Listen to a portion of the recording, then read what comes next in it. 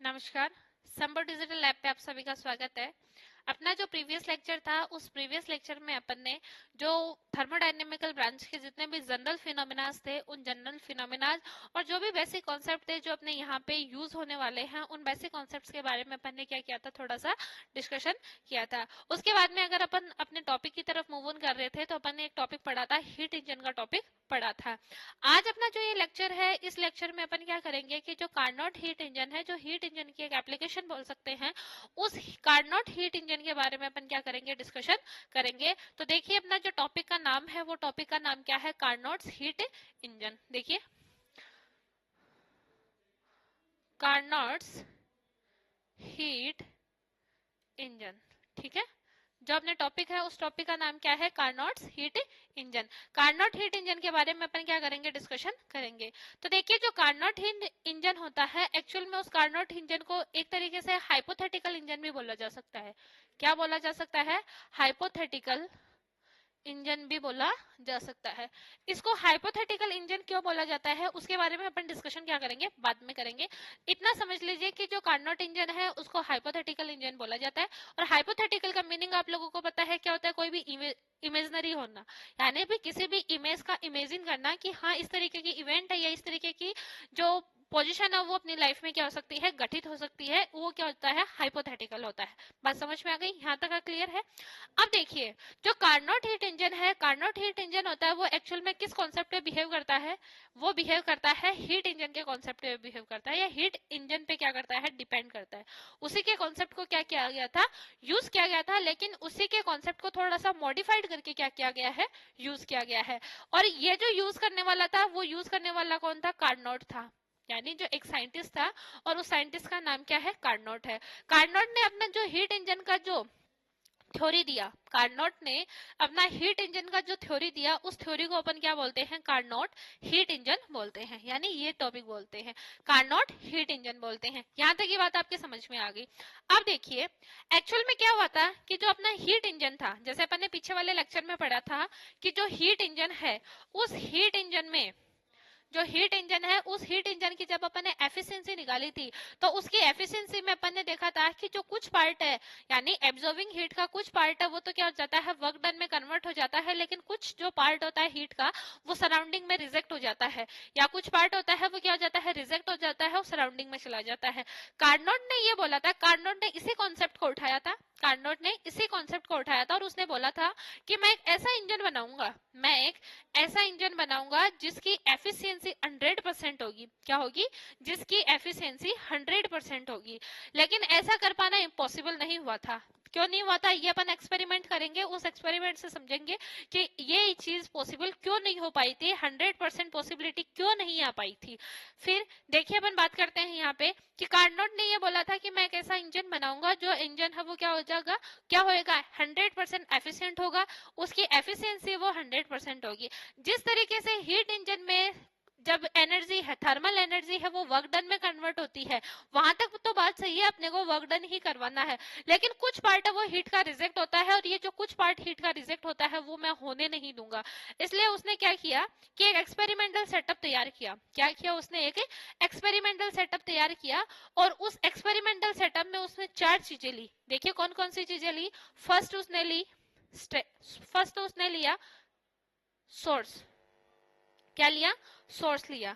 Second उसने क्या लिया, सिंक। थर्ड उसने क्या लिया, स्टैंड। और जो फोर्थ था वो क्या था उसका, फर्स्ट सिंक था, सॉरी फर्स्ट सोर्स था, सेकंड सिंक था, थर्ड वर्किंग सब्सटेंस था, चौथा क्या था, स्टैंड था। थर्ड क्या है, वर्किंग सब्सटेंस, और जो फोर्थ है वो फोर्थ क्या है, स्टैंड। बात समझ में आ गई। यानी कि कार्नोट ने हमने मैकेनिकल अरेंजमेंट में 4 चीजें ली थी। फर्स्ट लिया था सोर्स, सेकंड लिया था सिंक, थर्ड लिया था वर्किंग सब्सटेंस, और चौथा क्या लिया था, स्टैंड लिया था। यहाँ तक की बात क्लियर हो गई। अब देखिए जो कार्नोट था, कार्नोट ने ये बोला था कि एक ऐसा इरिवर्सिबल, कार्नोट ने ये बोला था कि एक ऐसा रिवर्सिबल प्रोसेस यूज किया जाएगा। उस रिवर्सिबल प्रोसेस में दो क्या हो जाएंगे, दो तरीके की प्रोसेस होगी। एक ऐसा रिवर्सिबल साइक्लिक प्रोसेस होगा, उस साइक्लिक प्रोसेस में 2 तरीके के इवेंट्स होंगे, और वो जो इवेंट्स होंगे, फर्स्ट तो ये होएगा कि आइसोथर्मल, आइसोथर्मल, आइसोथर्मल होएगा, और दूसरा है वो क्या हो जाएगा, एडियाबेटिक हो जाएगा।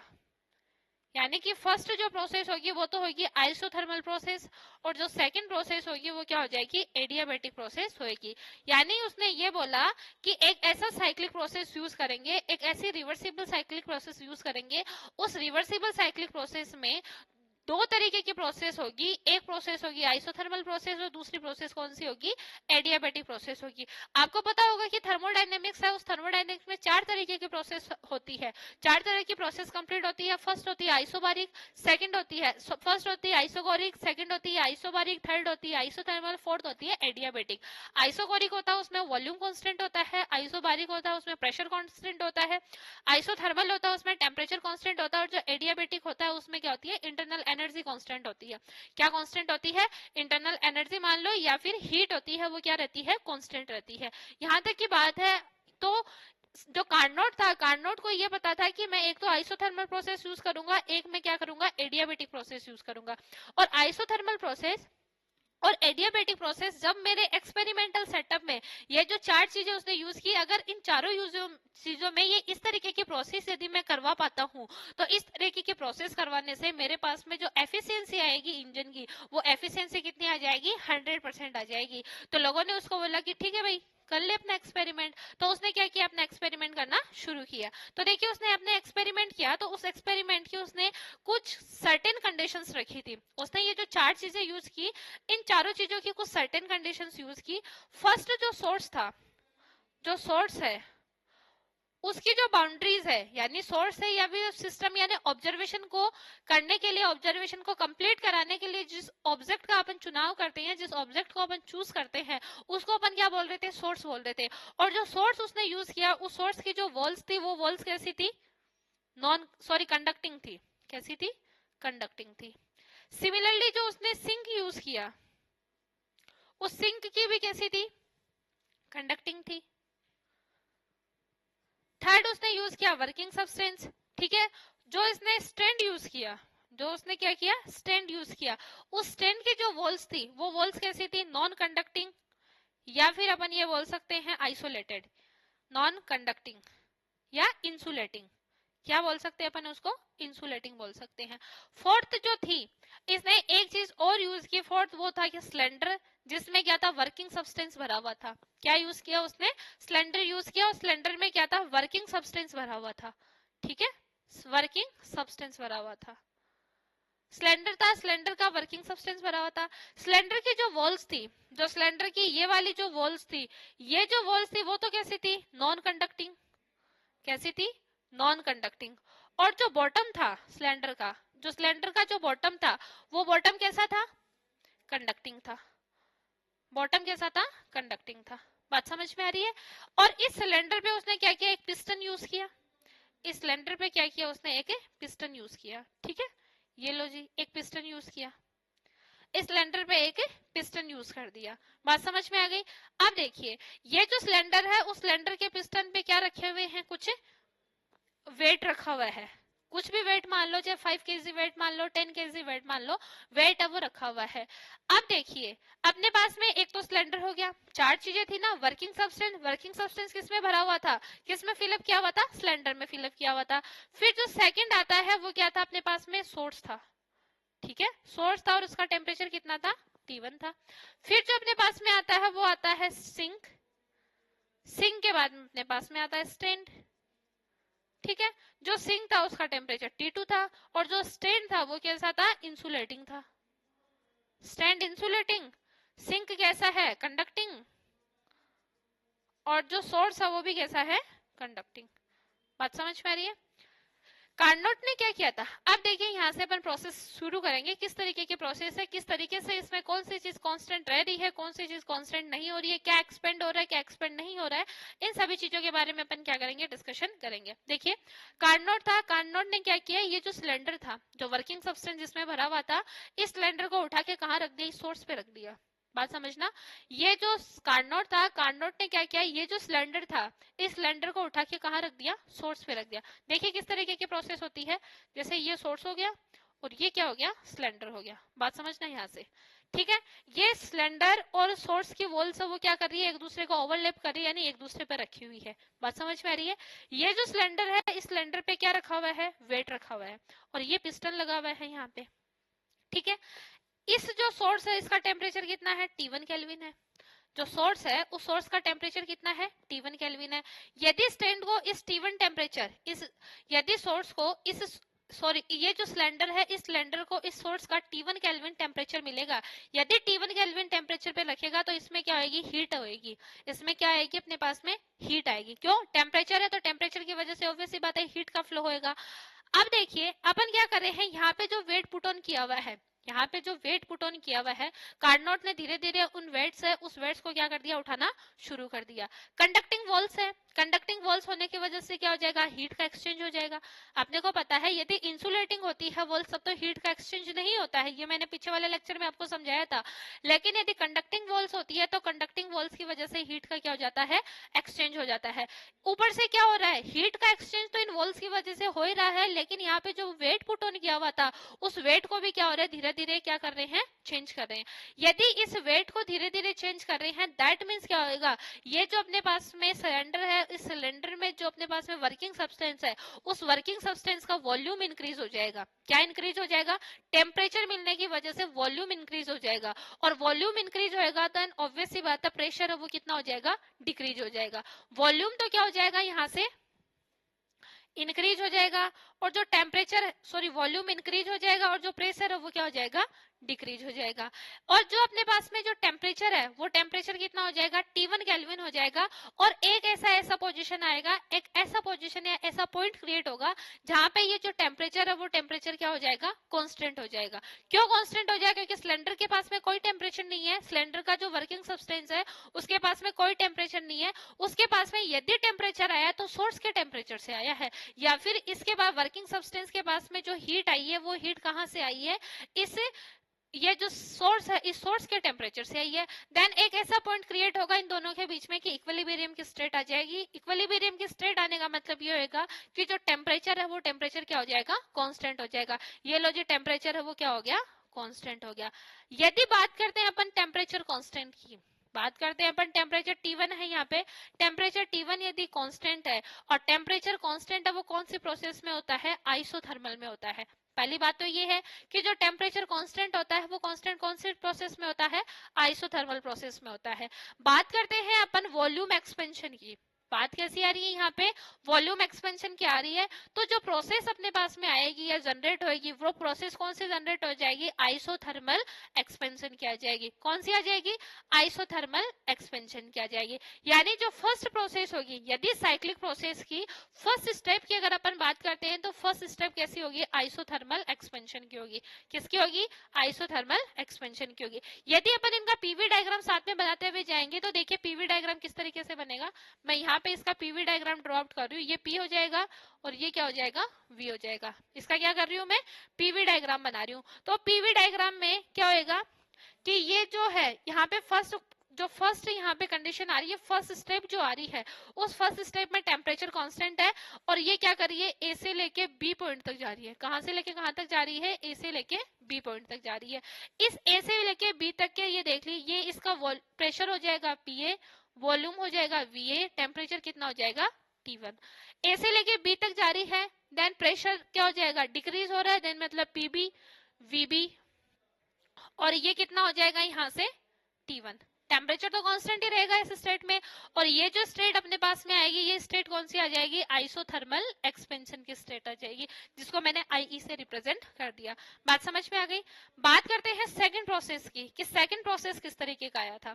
यदि मैं क्या करती हूँ, ये जो अपने पास में सिलेंडर है, इस सिलेंडर को उठा के मैं कहाँ रख देती हूँ, स्टैंड पे रख देती हूँ। ये जो अपने पास में है इसके पास में अब इक्विलिब्रियम टेम्परेचर आ गया है। क्या आ गया, ये वाली जो प्रोसेस है, जैसे ये मान लो जो स्टेप फर्स्ट से जो टेम्परेचर मिला हुआ था सिलेंडर को, स्टेप फर्स्ट से जो टेम्परेचर मिला हुआ था सिलेंडर को, उसको उठा के मैंने कहा रख दिया, स्टैंड पे रख दिया। कि जो अपने पास में सिलेंडर था जिसके पास में क्या है, टेम्परेचर है, ठीक है, टेम्परेचर है, इसको उठा के मैंने कहा रख दिया, स्टैंड पे रख दिया। स्टैंड की जो वॉल्स है वो कैसी है, इंसुलेटिंग है। स्ट्रैंड की जो वॉल्स है वो कैसी हो जाएगी, इंसुलेटिंग हो जाएगी। और इंसुलेटिंग है दैट मीन्स हीट ट्रांसफर नहीं हो पाएगी। इसका मतलब क्या हो जाएगा, हीट ट्रांसफर नहीं हो पाएगी। हीट ट्रांसफर नहीं हो पा रही है दैट मीन्स जो इक्विलिब्रियम टेम्परेचर जो बना हुआ था इस स्टेप में, जो इक्विलिब्रियम टेम्परेचर बना हुआ था वो टेम्परेचर अब धीरे धीरे क्या होना लग जाएगा, डिक्रीज होना शुरू हो जाएगा। जो टेम्परेचर है वो धीरे धीरे क्या हो जाएगा, डिक्रीज होना शुरू हो जाएगा। और टेम्परेचर डिक्रीज होकर T1 से कहां पहुंच जाएगा, T2 तक पहुंच जाएगा। कहां पहुंच जाएगा, T1 से लेके T2 तक पहुंच जाएगा। और ऐसे इस प्रोसेस में भी क्या होगा कि जो इसमें पास में ऑलरेडी टेम्परेचर था, तो टेम्परेचर होने की वजह से और वेट को पुट ऑन करने की वजह से यहाँ पे भी क्या होगा, एक्सपेंशन होगा मॉलिक्यूल्स का या वर्किंग सब्सटेंस का एक्सपेंशन होगा। और उस एक्सपेंशन की वजह से जो अपने पास में वॉल्यूम होगा वो तो कितना हो जाएगा, VC हो जाएगा। और जो अपने पास में प्रेशर है वो कितना हो जाएगा, VB हो जाएगा। VC इंक्रीज हो जाएगा, VB क्या हो जाएगा, डिक्रीज हो जाएगा। बात समझ में आ रही है। इस बार क्या है, टेम्परेचर कांस्टेंट नहीं है, इस बार क्या कांस्टेंट है, जो हीट है वो कांस्टेंट है। यानी हीट है वो इक्विलिब्रियम स्टेट में आ जाएगी। और इक्विलिब्रियम स्टेट में हीट आ जाने का मतलब क्या हो जाएगा कि जो Q है वो क्या हो जाएगी, जैसे हीट है वो क्या हो जाएगी, कांस्टेंट। दैट मीन्स कौन सी प्रोसेस हो जाएगी, एडियाबेटिक प्रोसेस हो जाएगी। कौन सी प्रोसेस हो जाएगी, एडियाबेटिक प्रोसेस हो जाएगी। और एडियाबेटिक में भी कौन सी प्रोसेस हो जाएगी, उसका एक्सपेंशन हो जाएगा। That means adiabatic expansion. यदि पार्टिकल बी से लेके सी तक पहुंचता है, यदि ये जो साइक्लिक प्रोसेस है वो बी से लेके सी तक पहुंचती है, तो यहां से लेके यहां तक पहुंचती है, तो पीसी VC एंड टेम्परेचर कितना हो जाएगा, डिक्रीज होके T2 हो जाएगा। बात समझ में आ गई। अब देखिए ये हो गई अपने पास में 2 स्टेप्स। अपन बात करते हैं थर्ड स्टेप की। किसकी बात करते हैं, थर्ड स्टेप की। तो ये जो अपने पास में सिलेंडर था जिसकी जो हीट है वो क्या हो जाती है, कांस्टेंट हो जाती है। इसको उठा के मैंने वापस कहाँ रख दिया, सिंक पे रख दिया। कहाँ रख दिया, सिंक पे रख दिया। देखना ये पिस्टन लगा हुआ है और इसको मैंने कहाँ रख दिया, सिंक पे रख दिया। अब देखिए सिंक का जो टेम्परेचर है वो कितना है, T2 है। जो सिंक की जो वॉल्स है वो कौन सी है, कंडक्टिंग है। और जो सिलेंडर है उसकी वॉल्स भी कैसी है, कंडक्टिंग है। अगेन क्या होगा, यहाँ पे हीट का ट्रांसफॉर्मेशन होएगा।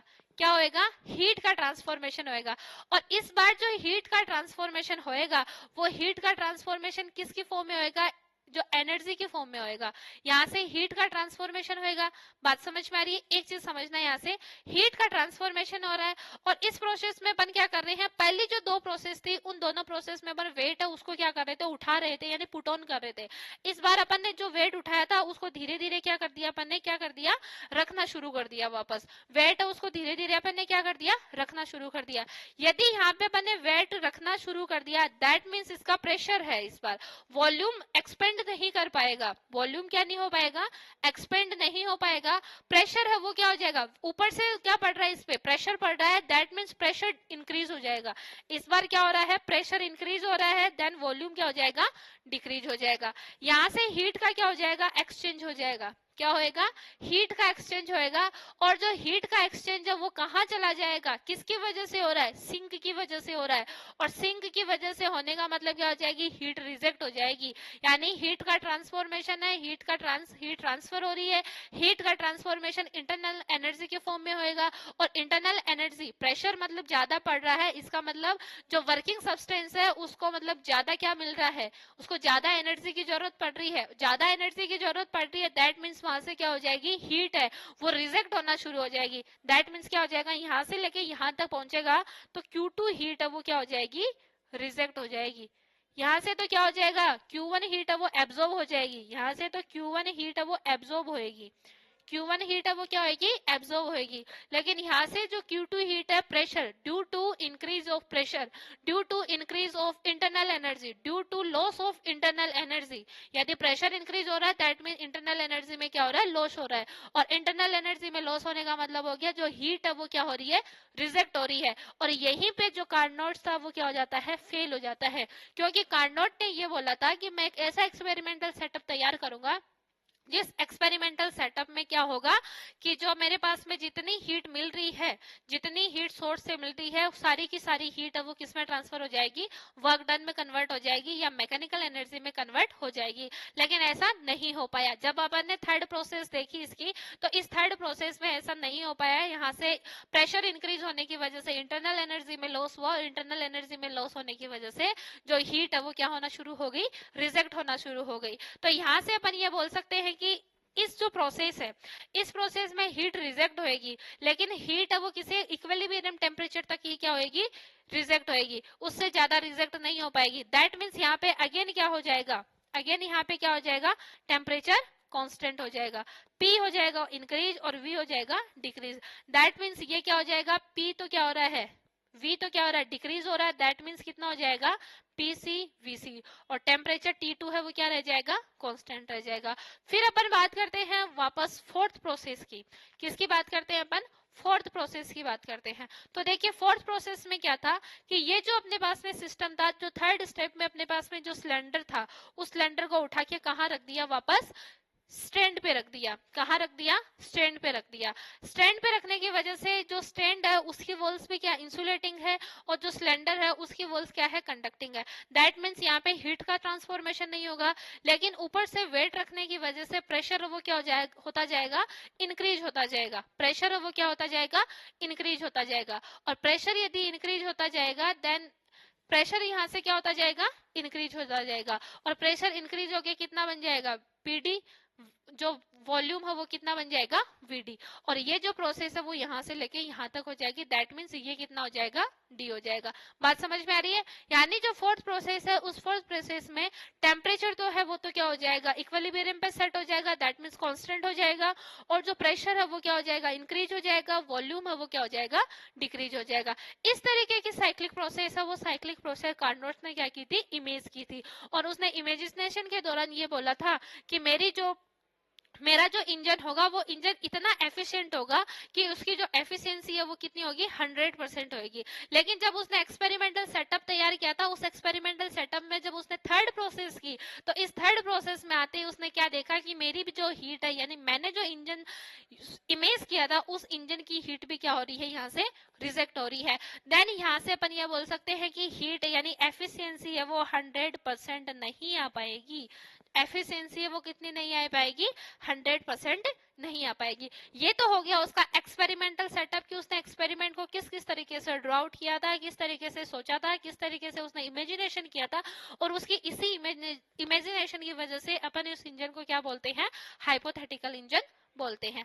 अब देखिए अपनी यहाँ पे 4 प्रोसेस कंप्लीट हो रही है। फर्स्ट प्रोसेस है आइसोथर्मल एक्सपेंशन, सेकंड है एडियाबेटिक एक्सपेंशन, थर्ड है आइसोथर्मल कंप्रेशन, और फोर्थ क्या है, एडियाबेटिक कंप्रेशन। यानी कि ये जो प्रोसेस है ये आइसोथर्मल एक्सपेंशन की है, ये जो प्रोसेस है वो एडियाबेटिक एक्सपेंशन की है, ये जो प्रोसेस है वो आइसोथर्मल कंप्रेशन की है, और जो ये जो प्रोसेस है वो एडियाबेटिक कंप्रेशन की है। ये बात समझ में आ गई। अब इन चारों प्रोसेस में वर्क डन कितना कितना मिलता है अपने को, या रिजेक्टेड हीट और जो एब्जॉर्बिंग हीट की वैल्यू कितनी मिलती है, उसके बारे में अपन क्या करते हैं, यहाँ पे कैलकुलेशन करते हैं, उसका मैथमेटिकल एनालिसिस अपन करते हैं। बात समझ में आ रही है। तो देखिए इसका मैथमेटिकल कैलकुलेशन किस तरीके से करते हैं। देखिए अपन इसकी बात करते हैं, इसके पीवी डायग्राम अपन ने देख लिया था। अब इसके अपन मैथमेटिकल कैलकुलेशन के बारे में बात करते हैं। तो इसकी जो फर्स्ट प्रोसेस थी वो कौन सी थी, आइसोथर्मल एक्सपेंशन।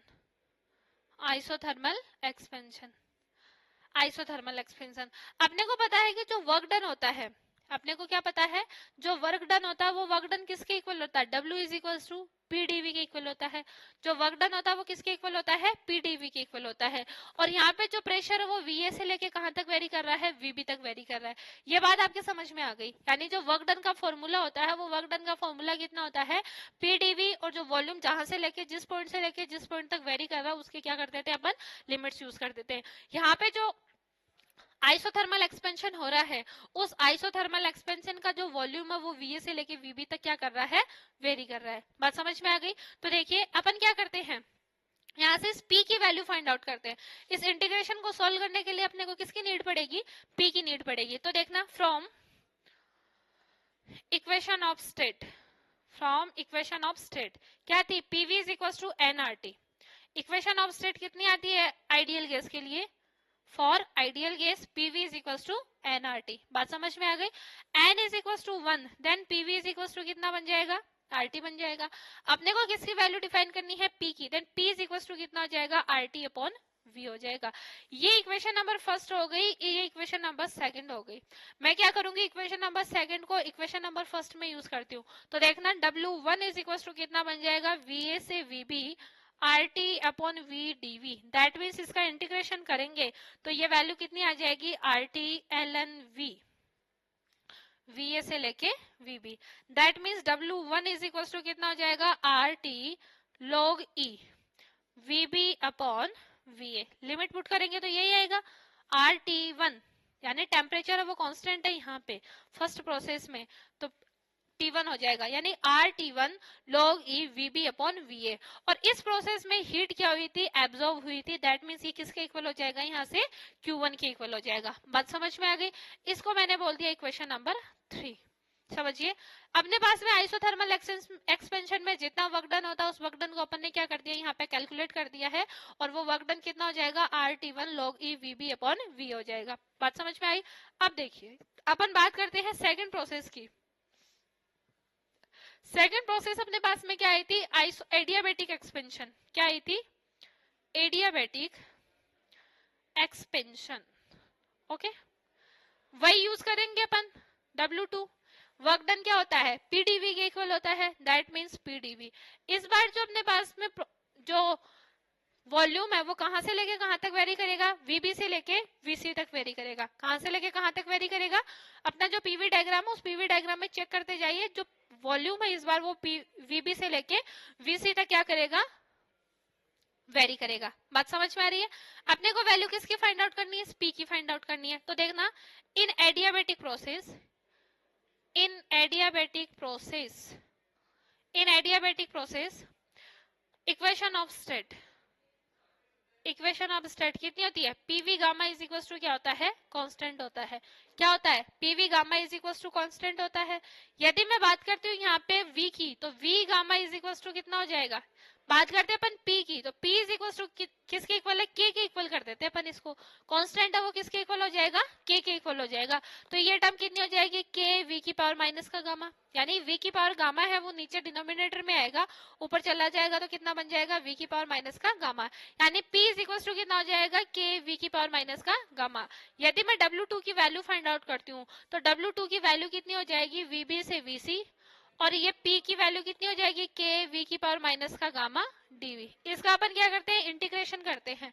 तो देखिए इंटीग्रेशन कितना हो जाएगा, K V की पावर माइनस का गामा प्लस 1 अपॉन माइनस का गामा प्लस 1, और ये जो टर्म है वो किसके इक्वल हो जाएगी, VB से लेके VC तक ही हो जाएगी। यहाँ पे अपन लिमिट पुट ऑन करते हैं, W2 is equal to K VC की पावर माइनस का गामा प्लस 1 माइनस ये टर्म कितनी हो जाएगी, K VB की पावर माइनस का gamma plus 1 upon 1 minus gamma. ये टर्म अपने पास में आती है। अपन क्या करते हैं, यहाँ से K की वैल्यू फाइंड आउट कर लेते हैं कि K की वैल्यू क्या होगी। एक चीज देखना, यदि ये कांस्टेंट टर्म है, कौन सी, ये वाली चीज यदि कांस्टेंट है, तो अगर मैं इसको इस तरीके से लिख देती हूँ तो भी क्या सही है, VB PB VB की power gamma that is equal to PC VC की power gamma is equal to constant. ये टर्म्स कांस्टेंट के इक्वल हो जाएगी, और कांस्टेंट कितना हो जाएगा, यहाँ से K हो जाएगा, कोई चेंज नहीं है।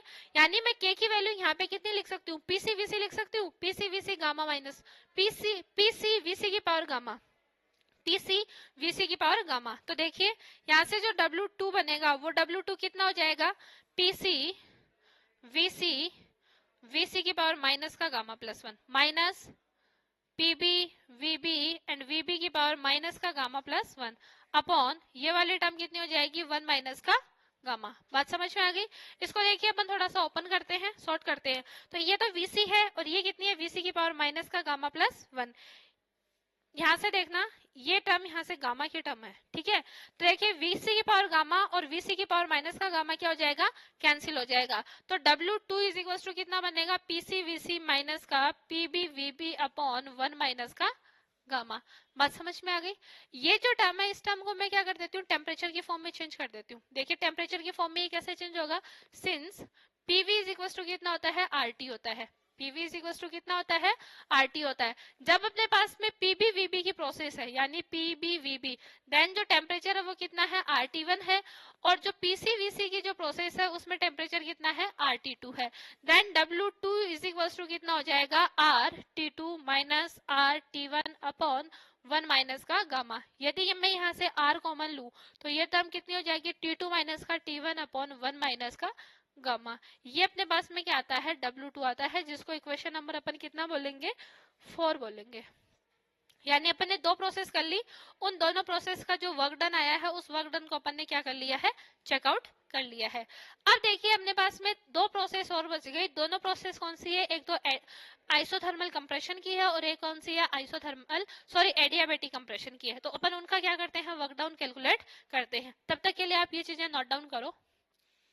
देखिए जो अपनी थर्ड प्रोसेस है वो थर्ड प्रोसेस क्या है, आइसोथर्मल कंप्रेशन। आइसोथर्मल कंप्रेशन, बात समझ में आ रही है। Isothermal compression that means W3, वहां पे जो वर्क डन होगा वो कितना हो जाएगा, W3, और W को अपन किससे रिप्रेजेंट करते हैं, PdV से रिप्रेजेंट करते हैं।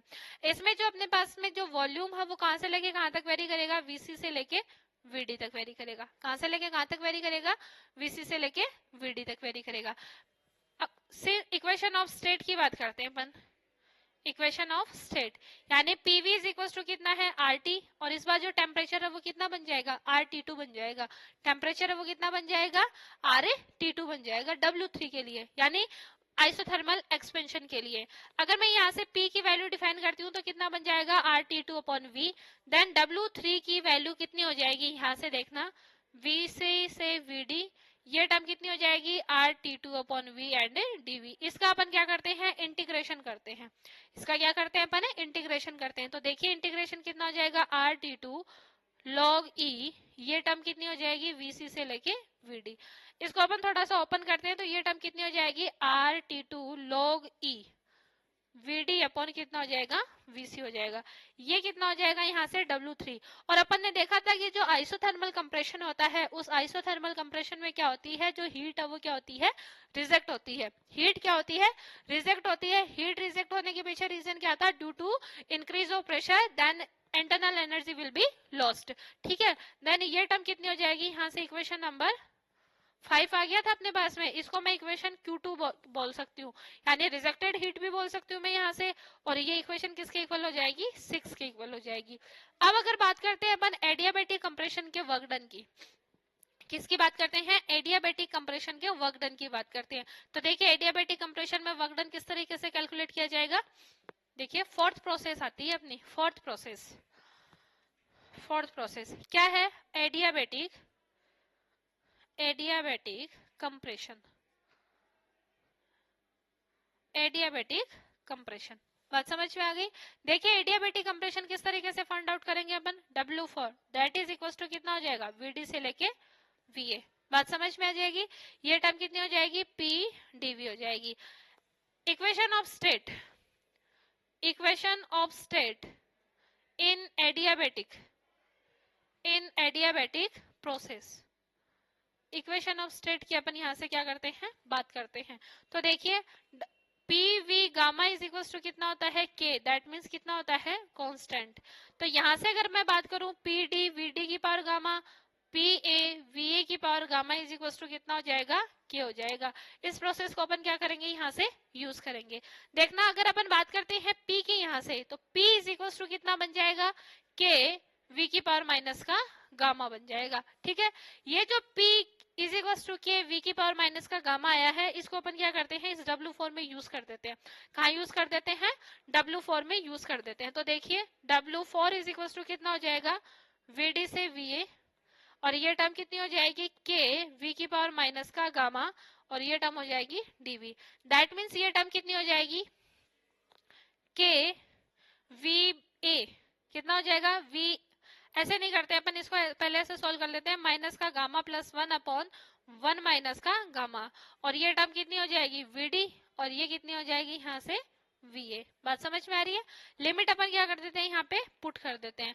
तो V4 is equal to W4 is equal to कितना हो जाएगा, K VA की पावर माइनस का gamma plus 1 minus K Vd की पावर माइनस का गामा प्लस 1 अपॉन 1 माइनस का गामा।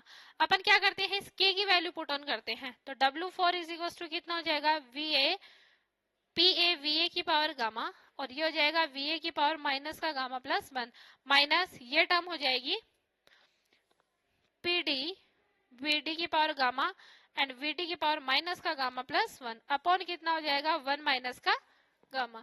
ये अपने पास में टर्म बने, तो देखिए यहाँ से W4 इज इक्वल टू कितना हो जाएगा, PAVA माइनस का PDVD अपॉन 1 माइनस का गामा। बात समझ में आ रही है। अगर मैं इसको टेम्परेचर की फॉर्म में चेंज करूं, किसके फॉर्म में चेंज करूं, टेम्परेचर की फॉर्म में चेंज करूं, तो देखिए टेम्परेचर की फॉर्म में चेंज करेंगे तो अपन PAVA इज इक्वल टू तो कितना हो जाएगा RT2, और जो PDVD सॉरी जो PAVA है वो तो कितना हो जाएगा RT1, और जो PDVD है वो कितना हो जाएगा RT2 हो जाएगा। देन देखेंगे W4 की वैल्यू कितनी हो जाएगी, यहाँ से RT1 minus RT2 upon 1 minus gamma. अपन ने यहाँ से माइनस कॉमन लिया तो ये टर्म कितनी हो जाएगी RT2 minus T1 upon 1 minus का गामा। इसको मैंने इक्वेशन बोल दिया 7। ठीक है, यानी कि अपने W1, W2, W3 and W4 चारों जो प्रोसेस थी उन चारों प्रोसेस के वर्क डन को क्या कर लिया है, यहाँ से कैलकुलेट कर लिया है। अब अगर अपन बात करते हैं टोटल वर्क डन की, कि ये जो साइक्लिक प्रोसेस है इस साइक्लिक प्रोसेस में टोटल वर्क डन कितना आता है, तो देखिए टोटल वर्क डन कितना हो जाएगा, W is equal to W1 plus W2 plus W3 plus W4। बात समझ में आ गई, यानी W इज इक्वल टू कितना हो जाएगा, W1 plus W2 plus W3 plus W4। ये बात अपने यहाँ तक समझ में आती है। तो देखिए मैं यहाँ पे वैल्यूज पुट ऑन करती हूँ W की, तो W1 इज इक्वल टू कितना था RT1 log E। ये टर्म कितनी थी अपने पास में, W1 कितना आया था अपने पास में, यहाँ से W1 की वैल्यू आई थी RT1 log E VB upon VA plus ये वाली जो टर्म आई थी वो RT2 माइनस का T1 अपॉन 1 माइनस गामा। फिर जो W3 आया था वो कितना आया था RT2 log E, कितना आया था अपने पास में VD अपॉन VC। फिर जो W4 था वो कितना था माइनस का T2 माइनस का T1 अपॉन 1 माइनस का गामा। ये वाली टर्म से ये वाली टर्म क्या हो जाएगी, कैंसिल हो जाएगी। देन देखिए जो टोटल वर्क डन होगा W वो किसके इक्वल हो जाएगा R यहाँ से कॉमन आ जाएगा, ये टर्म हो जाएगी RT1 log VB upon VA plus RT2 log E VD upon VC। ये अपने पास में क्या आता है, टोटल वर्क डन आता है। एक चीज देखिए यहाँ से, ये तो log VB अपॉन VA है और ये कितना है VD अपॉन VC है। इन दोनों को अपन क्या कर सकते हैं, चेंज कर सकते हैं। देखिए अपन क्या बात करते हैं W की, W is equal to RT1, इस टर्म को मैं ऐसे लिख सकती हूँ log VB upon VA minus RT2 log E VC upon VD। मैं इसको इस तरीके से लिख सकती हूँ, यानी log की टर्म में है तो अगर डिनोमिनेटर है वो न्यूमिनेटर बनता है तो कौन सा साइन आ जाता है, माइनस का साइन आ जाता है। अगर मैं बात करती हूँ फ्रॉम कर्व DA, यानी फोर्थ वाली प्रोसेस देखना, बात करती हूँ मैं फ्रॉम कर्व DA, तो वो कितना हो जाएगा T1, और यहाँ से जो इसका जो होगा वो कितना हो जाएगा T1 VA gamma minus 1। Adiabatic equation of state, यदि अपन बात करते हैं इक्वेशन ऑफ स्टेट की इन एडियाबेटिक प्रोसेस में, तो देखिए अपने पास में दो इक्वेशंस बनती है, एक तो PV gamma is equal to constant होता है, एक TV gamma minus 1 is equal to क्या होता है, कांस्टेंट होता है। ये इक्वेशन ऑफ स्टेट होती है। इक्वेशन ऑफ स्टेट किस में होती है, एडियाबेटिक प्रोसेस में होती है। तो अपने को क्या निकालना है, VB अपॉन VA की वैल्यू फाइंड आउट करनी है। किसकी वैल्यू फाइंड आउट करनी है, VB अपॉन VA की, और VC अपॉन VD के बीच के रिलेशन को चेकआउट करना है कि इनके बीच में क्या रिलेशन बनता है। तो अपन सबसे पहले बात कर रहे हैं कर्व DA की, यानी जो DA वाली जो लाइन थी, एडियाबेटिक कंप्रेशन वाली जो स्टेप थी उसकी बात कर रहे हैं। तो वहां से अगर मैं यहाँ पे इक्वेशन ऑफ स्टेट यूज कर रही हूँ तो वो इक्वेशन ऑफ स्टेट कितनी हो जाएगी, T1 VA gamma minus 1 that is equal to कितना हो जाएगा T2 VD गामा माइनस 1। एक तो अपने पास में क्या आ रही है, ये आ रही है, और ये किसके इक्वल होती है, कांस्टेंट के इक्वल होती है, और उस कांस्टेंट मैंने कितना यूज कर लिया, रो यूज कर लिया। फिर अगर मैं बात करती हूँ कर्व फ्रॉम कर्व BC, किसकी बात करती हूँ मैं, कर्व BC की बात करती हूँ, यानी आइसोथर्मल कंप्रेशन आइसोथर्मल कंप्रेशन की बात करती हूँ, तो वो कितना हो जाएगा T1 VB, कितना हो जाएगा वहां से T1 VB गामा माइनस 1, यही बनेगा T1 VB gamma minus 1 that is equal to T2 VC gamma minus 1 that is equal to कितना हो जाएगा रो हो जाएगा। ये जो दोनों प्रोसेस है, इन दोनों प्रोसेस को अपन क्या करते हैं डिवाइड करते हैं, तो अपने पास में T1 अपॉन T2 की वैल्यू डिफाइन होगी। किसकी वैल्यू डिफाइन हो जाएगी यहाँ से T1 अपॉन T2। यदि मैं बात करती हूँ इस वाली प्रोसेस से T1 अपॉन T2 की वैल्यू डिफाइन करती हूँ, किसकी वैल्यू डिफाइन करती हूँ मैं T1 अपॉन T2 की, तो ये कितनी हो जाएगी VC अपॉन VB की पावर कितना हो जाएगा गामा माइनस 1। बात सही है। यदि मैं यहाँ से T1 अपॉन T2 की वैल्यू फाइंड आउट करती हूँ, T1 अपॉन T2 यानी VC अपॉन VB की पावर गामा माइनस 1 हो जाएगा। फिर मैं बात करती हूँ सिमिलरली इसी वाली प्रोसेस से, किससे बात करती हूँ इसी वाली प्रोसेस से बात करती हूँ, तो देखिए यहाँ से जो T1 अपॉन जो T2 की जो वैल्यू आएगी, यहाँ से T1 अपॉन T2 की जो वैल्यू आएगी वो T1 अपॉन T2 की वैल्यू कितनी बन जाएगी, देखना ये बन जाएगी यहाँ से VA और ये कितनी बन जाएगी VD की पावर गामा माइनस 1। ये देखिए ये भी T1 अपॉन T2 है, ये भी कितना है T1 अपॉन T2 है, यानी मैं इन दोनों टर्म्स को इक्वल कर सकती हूँ। That means VC upon VB is equal to कितना हो जाएगा VD अपॉन V हो जाएगा। गामा माइनस 1 दूसरी बात तरफ चेंज होएगा तो 1 अपॉन गामा माइनस 1 बन जाएगा और ये कितना हो जाएगा एक दूसरे से कैंसिल हो जाएगा, यानी अपने पास में VC अपॉन जो VB की वैल्यू आई है वो कितनी आई है VD अपॉन V आई है।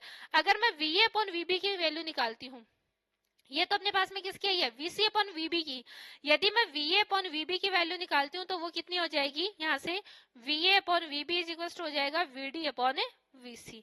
ये बात समझना, यहाँ से मेरे पास में वैल्यू कितनी हो जाएगी VA अपॉन VB की वैल्यू वो किसके इक्वल हो जाएगी VD अपॉन VC के इक्वल आ जाएगी। बात समझ में आ रही है।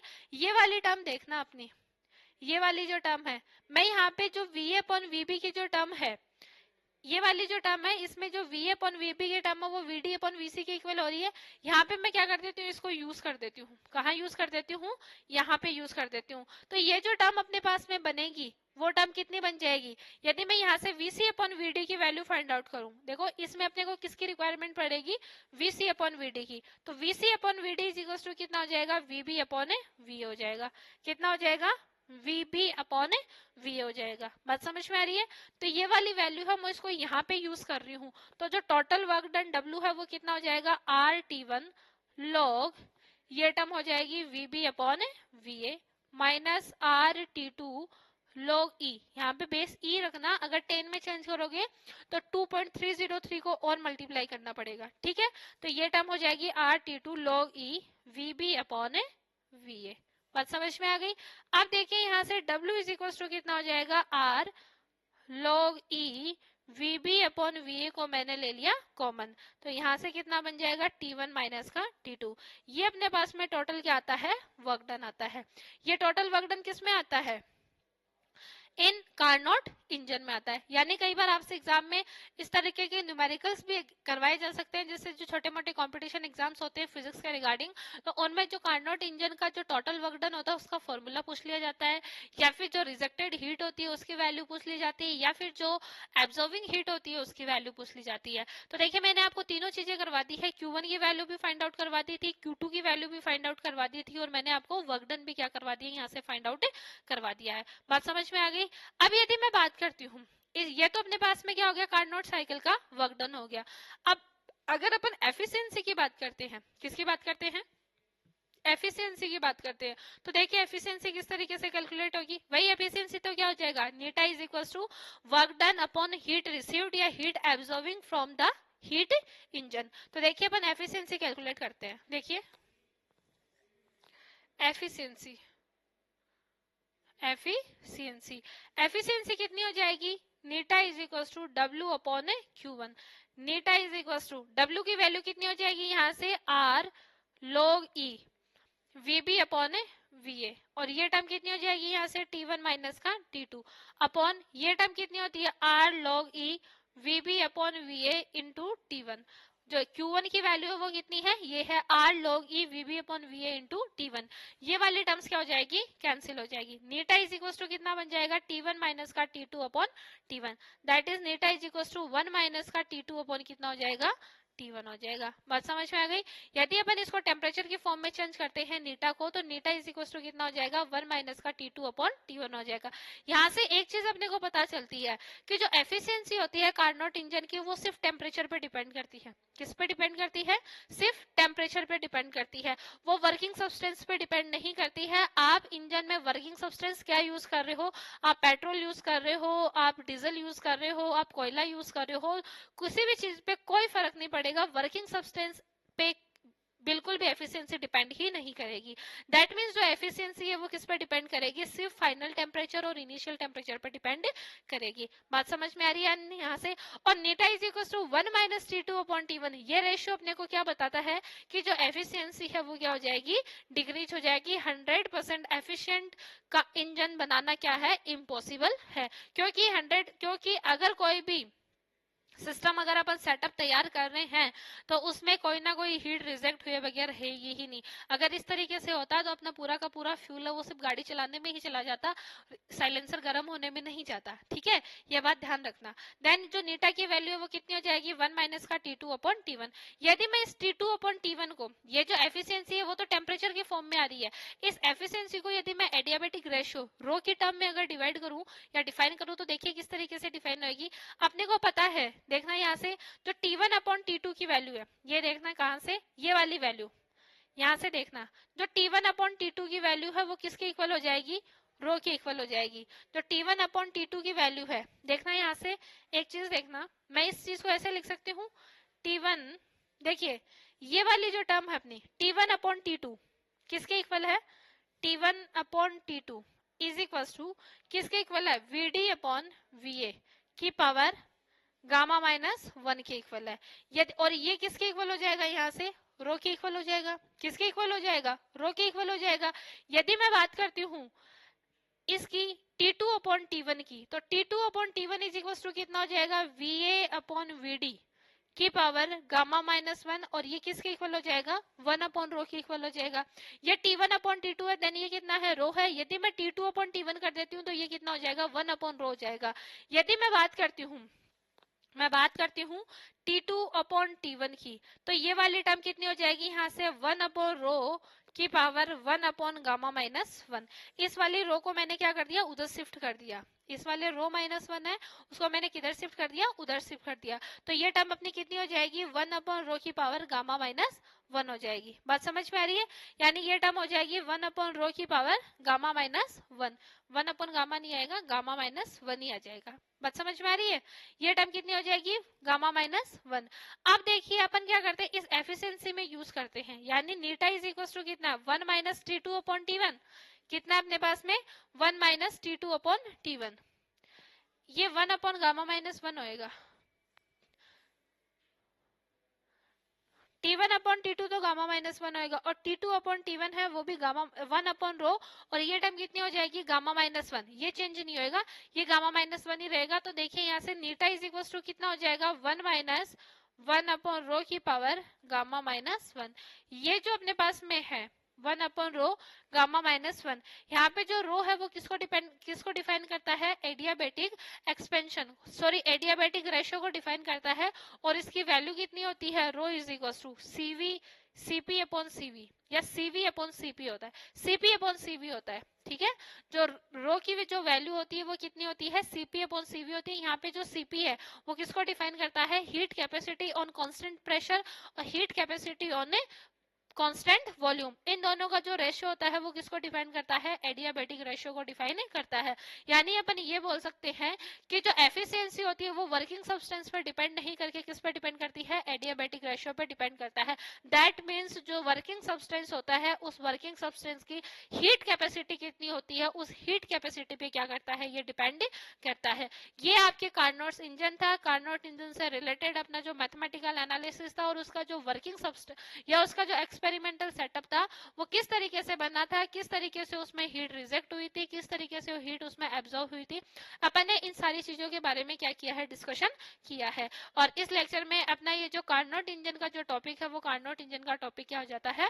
कंप्लीट हो जाता है। आप एक बार ये चीजें दोबारा रिवाइज कर लीजिए ताकि ये चीजें आपको इजीली समझ में आ जाए, एकदम जानी पहचानी चीजें लगने लग जाए। बाकी जो डिस्कशन है अपनी यूनिट का, यानी जो और टॉपिक्स अपन जैसे डिस्कस करेंगे वो टॉपिक्स अपन क्या करेंगे नेक्स्ट लेक्चर में डिस्कस करेंगे लिए। Thank you.